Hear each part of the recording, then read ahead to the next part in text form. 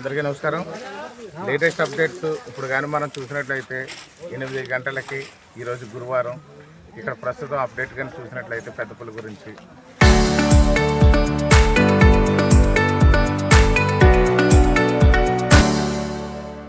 ఇక్కడ జీఆర్ఎం పాలెంలో 2 దూడల్ని చంపేయడం జరిగింది. అందులో ఒక దూడని సకానికి తిన్నది. ఎందుకంటే మనకి ఇదే పుణ్యక్షేత్రం పక్కన పుణ్యక్షేత్రంలో మనం చూసినట్లయితే అక్కడ రక్తం మాత్రం తాగి చంపేసి బయటకు వచ్చేసింది.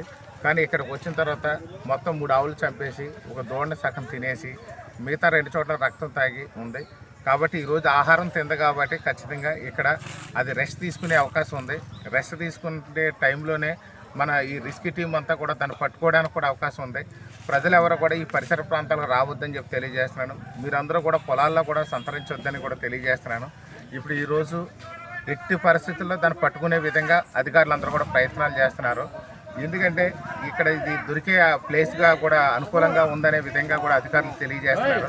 కాబట్టి ఎవరు కూడా భయభ్రాంతులు కావద్దు, మీరు జాగ్రత్తలు పాటించండి. ఇప్పటికీ చుట్టుపక్కల గ్రామాల్లో స్కూల్స్ అన్నీ కూడా సెలవులు ప్రకటించాము. కాబట్టి ప్రజలందరూ కూడా ఇక్కడ సమన్వయం పాటించండి.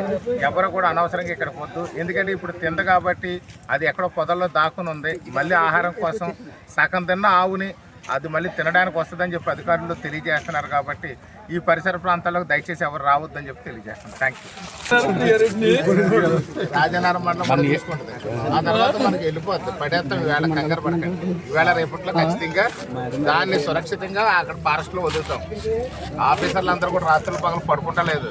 రాత్రి 20 మంది పోలీసులు తెల్లవారులు నిద్ర లేకుండా తిండి లేకుండా అక్కడ కూర్చున్నారు. ఫారెస్ట్ వాళ్ళు 50 మంది కూర్చున్నారు. అయిపోతుంది. కంగారు పడకండి.